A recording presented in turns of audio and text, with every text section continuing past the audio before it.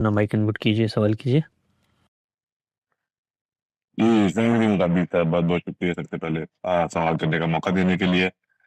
غازی صاحب ایک سمپل تو سوال ہے کہ حضور پاک صلی اللہ علیہ وآلہ وسلم کی شان کی سب سے بڑی شان جو ان کی ہے وہ ان کا رسول اللہ ہونا ہی ہے، تو ان کے رسول ہونے کا انکار کرنا کس طریقے سے گستاخی نہیں ہوتی؟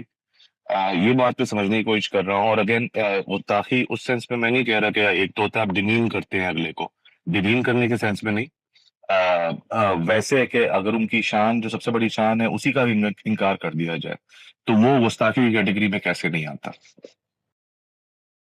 گستاخی بالکل اور چیز ہے، اور کسی واقعے، کسی حقیقت، کسی علم کا اقرار و انکار ایک بالکل الگ چیز ہے۔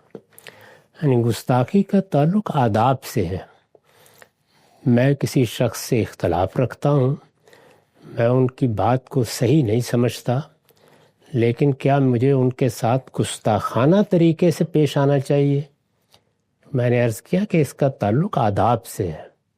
یعنی ہم اختلاف کے باوجود جب دوسروں سے بات کریں گے تو اگر عمر کا فرق ہے تو اس کا لحاظ رکھیں گے، مرتبے کا فرق ہے تو اس کا لحاظ رکھیں گے، شخصیت کا فرق ہے تو اس کا لحاظ رکھیں گے، ہم کس لب و لہجے میں گفتگو کرتے ہیں، کس طرح ذکر کرتے ہیں، اختلاف کے اظہار کا کیا اسلوب اپناتے ہیں، گستاخی، اہانت اس پہلو سے دیکھی جاتی ہے۔ حقائق کا اقرار و انکار علم کا مسئلہ ہے۔ ایک شخص کا اطمینان نہیں ہوا، وہ مثال کے طور پر رسالت کے بارے میں آپ کے دعوے کو تسلیم نہیں کرتا، نبوت کے معاملے میں، اسی طرح قرآن مجید یا کسی اور چیز کو، تو یہ علم اور دعوت کا موضوع ہے، اس کا گستاخی سے کوئی تعلق نہیں ہے۔ گستاخی تو آداب کی چیز ہے، اخلاق کی قواعد ہمیشہ پیش نظر رہنا چاہیے۔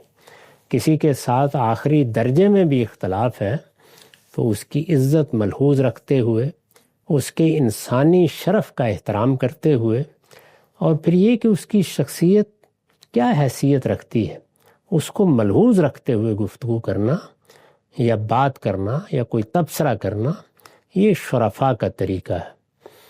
ہم بہت سے لوگ ہیں جن کو اس حیثیت سے نہیں مانتے کہ وہ ہمارے پیغمبر ہیں یا وہ ہمارے دین پر ہیں یا ان کی بات حق ہے یا وہ ہدایت ہے۔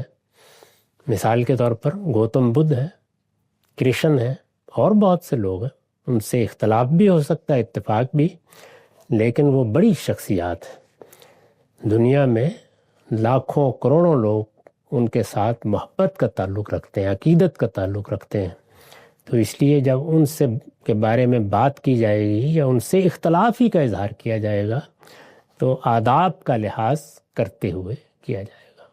اس کا تعلق ہے توہین سے، گستاخی سے، اس کا کسی دعوے کے اقرار و انکار سے کوئی تعلق نہیں۔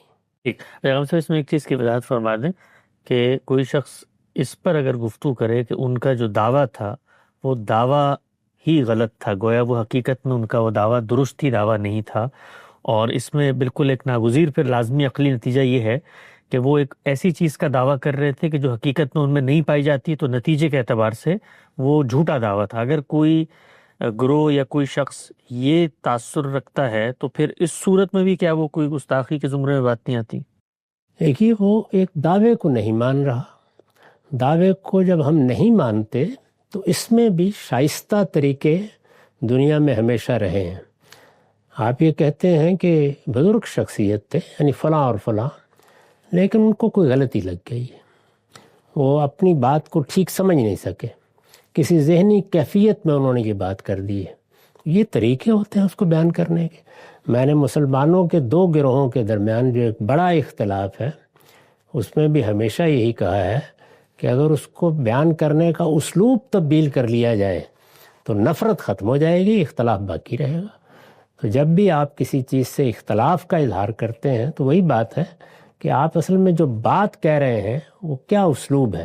اب آپ پہلے ہی مرحلے میں یہ بات کر دیں کہ فلاں نے جھوٹ بولا ہے تو یہ ظاہر ہے کہ بدتمیزی کی بات ہے، تو ایسی بات نہیں کرنی چاہیے۔ ٹھیک، ہاں